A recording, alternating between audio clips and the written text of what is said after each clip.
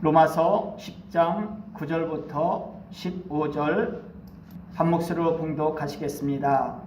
내가 만일 내 입으로 예수를 주로 시인하며 또 예수께서 죽은 자 가운데서 살리신 것을 내 마음에 믿으면 구원을 받으리라. 사람이 마음으로 믿어 의에 이르고 입으로 시인하여 구원에 이르느니라. 성경에 이르되 누구든지 그를 믿는 자는 부끄러움을 당하지 아니하리라 하니 유대인이나 헬라인이나 차별이 없음이라. 한 분이신 주께서 모든 사람의 주가 되사 그를 부르는 모든 사람에게 부요하시도다. 누구든지 주의 이름을 부른 자는 구원을 받으리라. 그런즉 그들이 믿지 아니하는 일을 어찌 부르리요? 듣지도 못한 일을 어찌 믿으리요? 전파하는 자가 없이 어찌 들으리요? 보내심을 받지 아니하였으면 어찌 전파하리요? 기록된 바 아름답도다. 좋은 소식을 전하는 자들의 발휘여 함과 같으니라. 아멘. 한 해의 마지막 때와 새해의 첫머리라고 하는 뜻을 연발연시라고 하지요. 요즘이 연발연시예요. 마무리 잘하자, 새롭게 시작해보자는 마음 품는 사람들이 많아지고 있습니다. 일본과 중국에서는 대청소를 한다고 합니다. 정리 잘하고 새로운 기분으로 맞이하자라고 하는 거예요. 한국의 연말연시 풍습은 어떨까요? 막년에 하는 거예요. 새해 복 많이 받으세요 라고 인사하는 거예요. 떡국 먹는 거예요.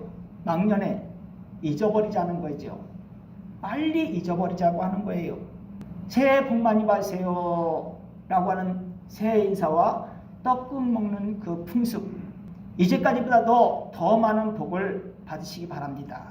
떡국처럼 즐기게 사십시오. 재산도 늘어나는 부자 되세요 라고 하는 뜻이 담겨져 있는 것입니다. 빨리빨리 문화를 좋아하는 한국인답게 마무리를 잘하자 라고 하는 것보다도, 마무리를 어떻게 할까 라고 하는 것보다도, 마무리하는 것보다도 부딪히며 살아가는 것, 앞으로 닥쳐오는 것에 대해서 부딪히며 살아가는 것에 대해서 관심을 더 드러냅니다. 신문과 방송에서도요, 지나간 것보다도 앞으로 다가올 것, 2022년도에 바뀌어지는 제도, 법, 이런 것에 대해서 많은 정보를 알려주고 있어요. 대기업 임원 승진 뉴스를 알려주고 있습니다. 인사이동 핵심 키워드가 3040 여성층이라고 하는 제목을 제가 본 기억이 있습니다. 30, 40대 젊은 층, 그리고 여성들이 2020년도 대기업 임원으로 많이 승진된다고 합니다. 처음에는 신입사원이었을 거예요. 주임이나 대리, 과장, 그 회사 내부의 규정에 맞는 그러한 직책을 해서 열심히 일을 했을 거예요. 과거에 신입사원이었던 사람과 과장이었던 사람과 승진되는 사람과 같은 사람이에요. 여러분, 김수현이라고 하는 연예인 아십니까?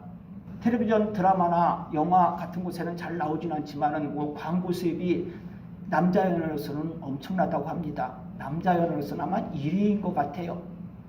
김태용을 김수현이라고 바꿨어요. 그러면 제가 김수현과 같은 연예인, 유명 연예인 되는 겁니까? 어떻게 김수현하고 목사님하고 비교합니까? 얼굴이 안 따라주는데요.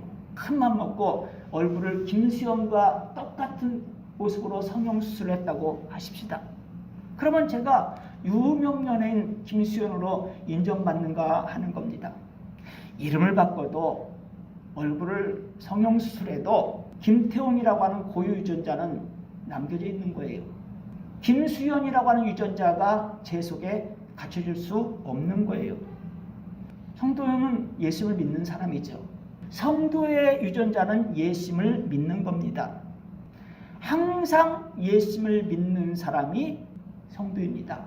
신입사원일 때나 주임과 대리일 때나 임원으로 승진할 때나 똑같은 사람이듯이 성도는요, 항상 예수를 믿는 사람이에요. 성도라고 인정받는 사람은요, 항상 예수를 믿습니다. 그래서 주의 이름을 부릅니다. 예수님의 이름을 부릅니다. 13절을 보면은 누구든지 주의 이름을 부르는 자는 구원을 받으리라고 합니다. 누구든지 주의 이름을 부르는 자는, 사람들에게 예수님의 이름을 부를 기회 생겼어요. 모든 사람이 예수님의 이름을 부르는 것은 아니죠. 예수님에 대한 믿음 있는 사람, 예수님에 대해서 알고 있는 사람, 예수님에 대해서 기대하는 것 있는 사람이 예수님의 이름을 부릅니다. 자기 백성을 그들의 죄에서 구원할 자입니다. 예수님의 이름의 뜻이죠. 예수님은 구원자예요. 예수님의 이름을 부르는 사람은요, 구원받을 필요를 느낀 사람들이에요. 그렇지 아니하면 구원받은 사람이에요. 누구든지 주의 이름을 부른 자는 구원을 받으리라. 올해 말씀의 제목, 주의 이름을 부르는 자는입니다. 주의 이름, 예수님의 이름을 말하는 거죠. 예수님의 이름을 부르는 것은요, 구원과 관계됩니다. 구절을 보면은 내가 만일 내 입으로 예수를 주로 시인하며 또 하나님께서 그를 죽은 자 가운데서 살리신 것을 내 마음에 믿으면 구원을 받으리라고 합니다. 구원의 조건, 예수님을 구원자로 인정하는 거예요. 그렇게 인정하되 직접 인정하는 거예요. 직접 고백해야 되는 거예요. 내가 사랑하는 대상이 있다면 다른 사람을 통해서 그 사랑을 고백하는 것도 좋겠지만은 더 좋은 것은요, 내가 직접 고백하는 거예요. 그래야 더 큰 기쁨이 생기는 거죠. 더 애절한 사랑의 감정이 전달되는 것 아닙니까? 사랑을 직접 고백해야 되듯이 예수님을 구주로 믿는다, 예수님만이 나의 죄를 해결해 줄 수 있다고 하는 그 내용에 대해서도 직접 고백해야 되는 겁니다. 이 고백이라는 것은 마음으로부터 우러나오는 거죠. 마음의 고백은 입으로 나와야 되겠죠. 입으로 인정하는 거예요. 행동으로 나타내줘야 되겠죠. 그래가지고 고백의 가치를 드러내야 되는 것입니다. 예수를 믿는다고 마음으로 고백하는 것, 입으로 인정하는 것, 실천하는 것으로 드러내는 것이 없다면 예수를 믿는 것이 아니에요. 성도라고 불려줘도 부끄러운 거예요. 속이는 거예요. 속인다. 좋은 일 생길까요? 갈라디아서 6장 7절에서는 스스로 속이지 말라. 하나님은 업신여김을 받지 아니하시나니 사람이 무엇으로 심든지 그대로 거두리라고 합니다. 하나님을 속이면 후회할 일 생긴다고 하는 거예요. 예수를 믿는다. 그 속에는 다양한 뜻이 포함되어 있어요. 어떻게 세상 사람들에게 예수를 믿는다는 내용을 알려주시겠습니까? 나를 얼마나 사랑하시는지, 어떻게 사랑하시는지 알게 되었다. 내 죄를 해결해 주시려고 십자가에 달려 죽으시고 무덤에 장사 지낸 바 되셨다가 3일 만에 살아나셔서 사망 권세를 물리쳐 주셨다. 나를 마귀의 올무에서 해방시켜 주려고 예수님께서 그런 고난을 당하셨다. 그리고 부활하셔가지고 나를 영원한 천국 백성 되게 하셨다. 그러므로 나는 예수님을 사랑할 수밖에 없다. 이것이 나는 예수 믿는다라고 하는 고백 속에 포함되어 있는 거예요. 예수를 믿는 내용을 그렇게 풀어서 알려줄 수 있는 겁니다. 예수 믿습니까? 예수님의 사랑이 느껴집니까? 하나님을 사랑하고 이웃도 사랑하는 재미와 행복 생깁니다. 예수 믿는다는 것은요, 예수님과 함께만, 주님과 함께 길 가는 것으로만 끝나는 것이 아니에요. 주님께서 사랑하시는, 즉 예수님께서, 즉 하나님께서 사랑하시는 세상도 사랑하는 거예요. 모든 세상 환경을, 모든 사람을 다 사랑하는 것은 아니죠. 하나님의 마음 합한 환경, 사람을 사랑하는 거죠. 퇴악한 모습을 지니고 있다 할지라도, 사람들로부터 그렇게 손가락 받는다 할지라도 소망을 품고 다가서라고 하는 거예요. 예수 믿는 사람, 사랑이 느껴지는 사람, 하나님을 사랑합니다. 당연한 거죠. 이웃도 사랑하는 행복과 재미를 느낍니다. 그런 행복과 재미의 출발점은요, 예수를 믿는 믿음으로부터 출발합니다. 아내가 교회 다닌다. 어머니가 권사님이다. 사돈의 팔촌이 목사다. 그렇게 주장한다고 천국 백성 되는 것 아니에요. 구원받는 것 아닙니다. 직접 예수님을 믿어야 됩니다. 예수님을 믿습니까? 11절에 나오는 내용, 누구든지 그를 믿는 자는 부끄러움을 당하지 아니하리라 상태됩니다. 예수님을 통해서 죄에서 해방된 사람, 부끄러움 당할 일 없어집니다. 구원받았으니까요. 천국 백성 되었으니까요. 예수님을 믿는 사람은 부끄러움 당하지 않는다고 했는데 우리 현실은 또 그렇지 않은 것 같아요. 왜 그럴까요? 구원받은 내용의 모습을 드러내지 못하고 있기 때문에요. 천국 백성다운 삶을 살지 못하기 때문에요. 성경은 분명히 예수를 믿는 사람은 부끄러움 당하지 아니하리라 라고 했는데 세상으로부터 부끄러움 당하고 있다고 한다면 우리가 잘못된 거예요. 구원받은 증거를 드러내야 되는 거죠. 천국 백성다운 증거를 드러내며 살게 되면요, 사랑받습니다. 높임받습니다. 인정받습니다. 박수받습니다. 부끄러움 당할 일 없어지게 되는 겁니다. 예수를 믿으면요, 12절에 나오는 내용대로 유대인이나 헬라인이나 차별이 없으니라 상태됩니다. 세계에서 선진국으로 첫 손가락에 꼽히는 미국, 개인의 권리와 자유, 인격, 평등 이거에 대해서 보장해 주려고 여러 가지 법 제도를 만들고 사람들의 마음도 그런 쪽으로 많이 기울어져 있어요. 그렇지만 완전하지는 않습니다. 차별이 존재해요. 특히 인종차별이요. 인종차별이 존재합니다. 인종차별이라고 하는 부끄러운 모습에서 해방되지 않은 미국이에요. 눈에 보이지 않는 장벽들도 많이 있어요. 그래서 갈등이 지속적으로 일어나고 있는 거예요. 평화를 사랑하고 백의민족이라고 자랑하는 우리나라는 어떻습니까? 우리나라도 예외는 아니에요. 한국에서 살다가 고국으로 돌아가는 외국인 노동자들, 거기에 돌아가지고 모두 한국에 대해서, 한국 사람에 대해서 칭찬만 하는 것은 아닙니다. 차별받은 경험이 있다고 하면서 한국과 한국인에 대해서 욕하는 사람, 비방하는 사람도 있어요. 한국이 심판당하고 있는 거예요. 현실 속에서요. 그런 소리가 많아진다고 한다면 세상의 심판이 계속 일어나고 있는 거지요.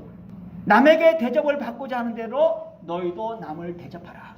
예수님의 교훈이죠. 그 교훈에서 멀어지면요, 죽고 난 다음에 심판받는 것이 아니라 세상에서 이미 심판을 받고 있는 겁니다.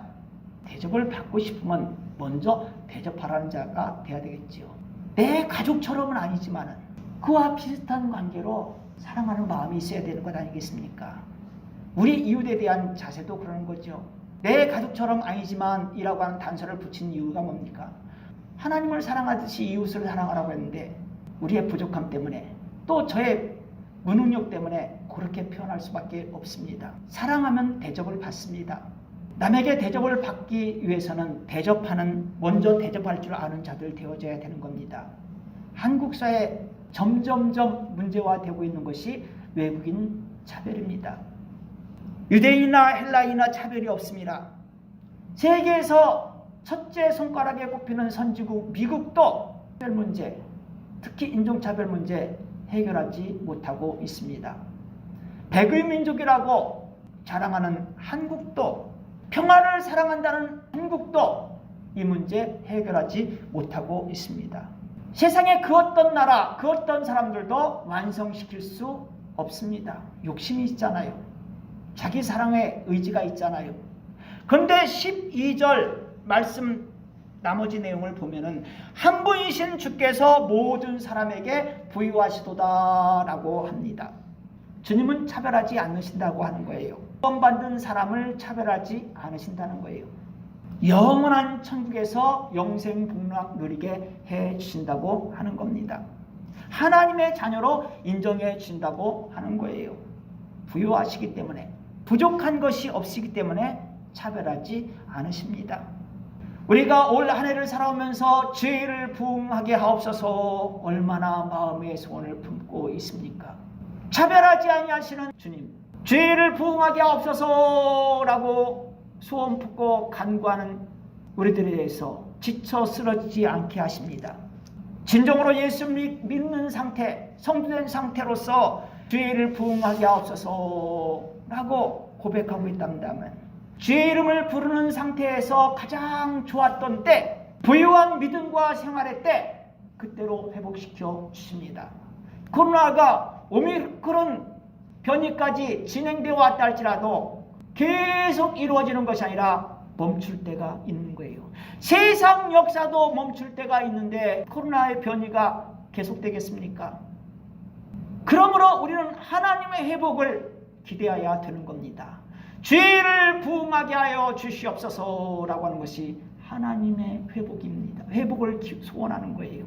나의 인생의 길에서 가장 좋은 믿음의 상태, 가장 좋은 생활의 상태로 회복시켜 주시옵소서. 물론 천국에서 완전히 회복되지만 세상 속에서도 회복의 은혜를 누리며 그에 대해서 간증하며 살아가야 되지 않겠습니까? 그래서 성도의 마음과 결심은요, 주의 이름을 부르며 살겠다라고 하는 겁니다. 그렇게 고백하는 상태에 되어져야 되는 겁니다. 누구든지 주의 이름을 부른 자는 구원을 받으리라.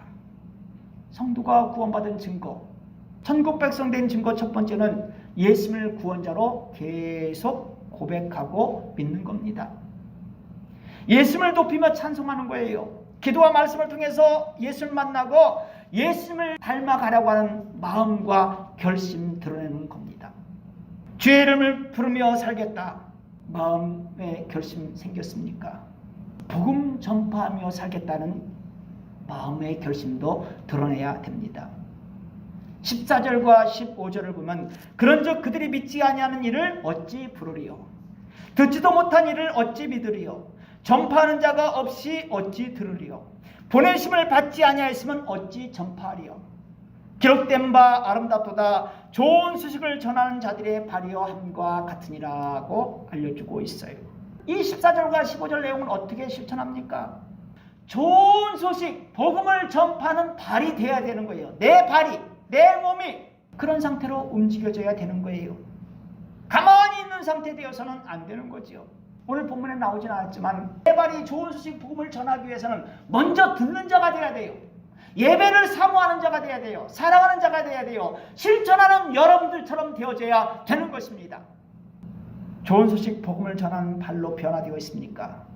두 번째는 복음을 듣지 못한 사람들을 향해서 보내심을 받는 겁니다. 원로 목사님 부부의 아드님 목사님께서 인천의 대형교회 부목사님으로 심우하시다가 이제 개척을 준비하고 계십니다. 내가 원로 목사님한테 살짝 물어봤어요. 연고가 있습니까? 없으시대요. 그래서 원로 목사님 아드님이 너무 존경스럽더라고요. 연고 없는 곳에 가서 개척을 하신다니. 나 같으면 할 수 있을까?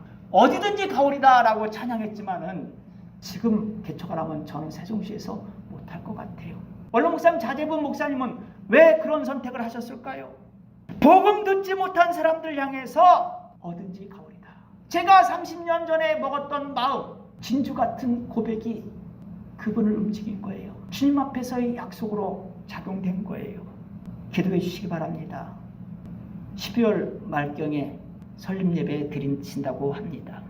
세상 살아가면서 예수를 믿는다고 한다면요, 예수를 구조로 영접한다면요, 그것으로 끝나지 않고 복음 전하는 발이 되어야 돼요. 그런 의지가 있어져야 돼요.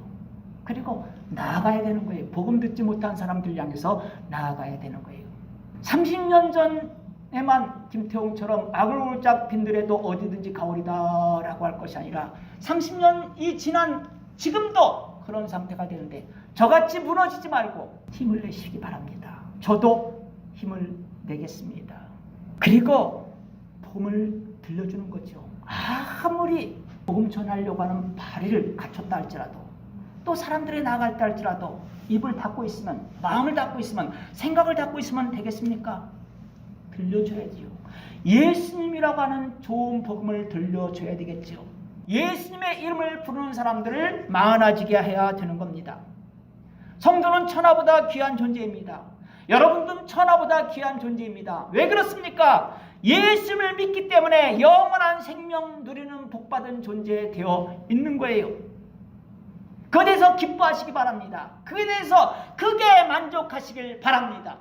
그렇게 기뻐하고 만족하는 것으로 끝내서 되어야 되겠습니까? 원로 목사님의 자제분은 이 좋은 소식을 내가 세송시에서 증거하겠다 라고 하는 소원을 하나님께 아뢰면서 하나님의 허락을 받아서 교회 설립 준비를 하고 계십니다. 예수 믿고 천국 백성 되는 라고 하는 구원받았다고 하는 기쁨과 만족이 있다고 한다면 그 기쁨과 만족을 다른 사람들에게도 알려줘야 되는 거죠. 그 기쁨과 만족을 누린 사람들을 많아지게 해야 될 것 아니겠습니까? 그것이 사명입니다. 그것이 성도가 남겨진 인생을 살아가는 비밀이 되는 것입니다. 예수 믿음으로 구원받고 기뻐하는 사람들이 예배당에 많아지게 해야 되는 겁니다. 좁혀 표현한다면 고향교회 예배당에 몰려들게 해야 되는 겁니다. 찬양과 기도가 줄어든 코로나 환경에서 하나님을 찬양하며 하나님의 때로 이루어지기를 소원하는 환경 되어지도록 그렇게 변화되도록 회복시키는 데 사명을 추천해야 되는 겁니다. 여러분은 할 수 있습니다. 죄를 부응시켜 주옵소서라고 하는 그러한 고백을 하는 여러분, 그 고백을 하는 게 끝나는 것이 아니라 그 고백대로 가장 좋은 믿음의 상태, 가장 좋은 생활의 상태로 주님께서 회복시켜 주시니까 그 회복된 것을 갖다가 증거할 수 있는 상태에 되어져야 되는 겁니다. 8, 9년 전의 기억이라서 정확한 기억은 아닙니다. 윤재영 청년이 고향교회 배당에서 상당 기간 보이지 않을 때가 있었어요. 그 상당 기간은 군대에 입대했을 때예요. 군대 생활을 하니까 어떻게 고향교회 배당에서 보이겠습니까? 그런데 주보의 헌금 명단에는 매주일마다 윤재영이라고 하는 이름 석자가 나왔어요. 주정금 드린 사람 이름으로요.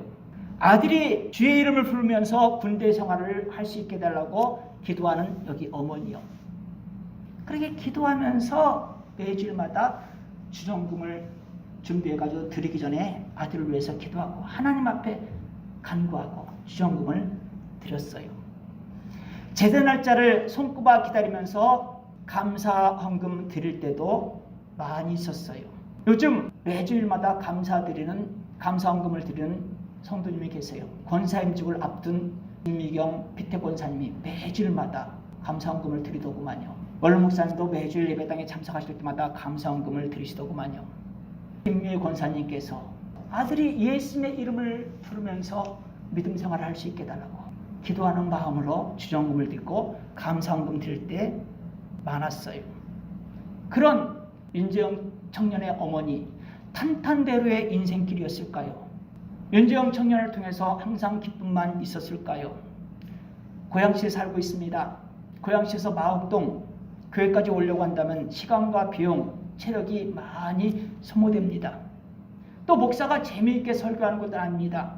아들이 고등학교 때였을까요? 대학교 초반 때였을까요? 권사님이 저한테 해주신 말이 있어요.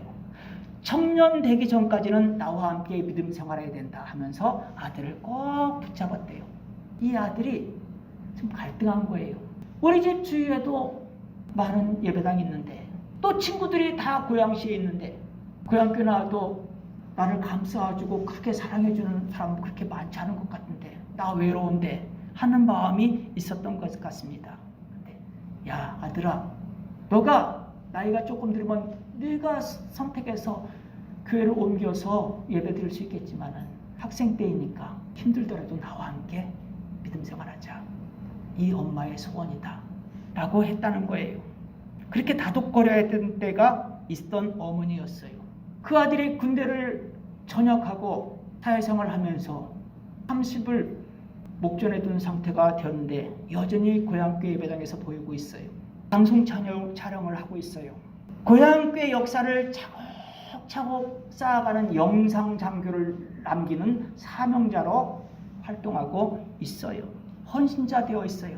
그렇게 성장한 아들을 바라보면서 이 어머니는 행복한 마음이죠. 행복한 미소 짓는 거예요. 주일마다 자연스럽게 고향교회로 마음과 발걸음을 옮기는 그 아들을 바라보면서 행복 느끼고 있어요. 여기에 내 남편도 함께 했으면 좋겠다 하는 그런 소원 품고 있겠죠. 주의 이름을 부르는 자는 이라고 하는 어머니의 굳건한 믿음을 본받게 한 아들 되게 한 겁니다. 아들로 변화시킨 겁니다. 성장시킨 겁니다. 어머니가 주의 이름을 부른 자는 생활을 실천하니까 나는 천국 백성이다. 우리 친척 중에 목사들이 많고 예수 믿는 사람들이 많으니까 나는 당연히 구원받는다라고 하지 않았어요. 잘못된 판단하지 않고 어머니의 믿음을 본받아서 예수님을 구주로 고백하고 영접한 겸손을 드러냈어요.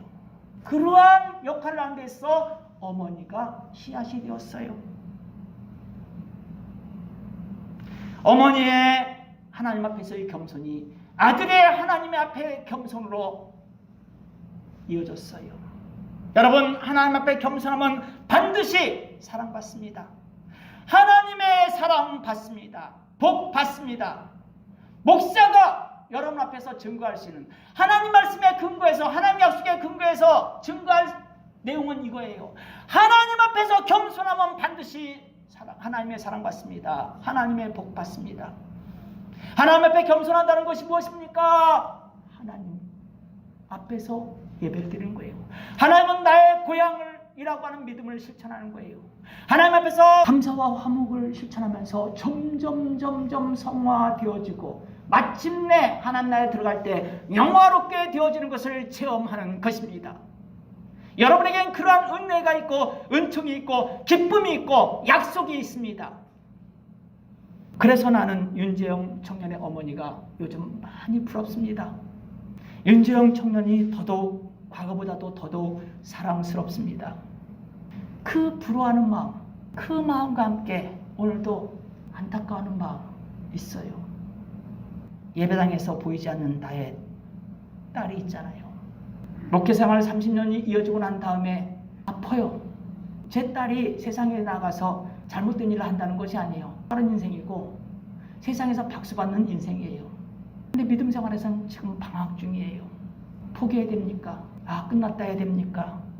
그 딸이 겸손히 주의 이름을 부르는 자로 변화되어질 때까지 기다려야 되겠죠. 기도해야 되겠죠. 김미우 권사님 보여줬던 모범에 따라서 주의 이름을 부르면서요. 주의 이름을 부르면 구원받습니다. 구원받은 성도입니다. 예수님을 구주로 믿는 믿음 드러냅니다. 세상 끝날에 구원받는 문제로 부끄러움 당하지 않습니다. 천국에서 영원히 부유한 생명 누립니다. 연말연시입니다. 성도 여러분이 주의 이름을 부르시고 있죠. 믿음과 생활 현장에서 항상 주의 이름을 부르고 있는지, 구원받은 기쁨과 복음을 드러내고 있는지 불산해 봅시다. 계획도 세워 보십시다. 한국 사람은 잊어버리고 빨리 앞에만 향해서 나아가자라고 하는 것인데, 우리는 일본 사람, 중국 사람의 특징, 연말연시의 풍습을 배워야 되는 거예요. 청소하자, 정리하자, 그리고 맞이하자라고 하는 거예요. 이 연말연시에 성도는 믿음 관계에 대한 내용을, 구원의 기쁨에 대한 것을 어떻게 증거하며 살아가야 될지 계획 세워야 되는 겁니다.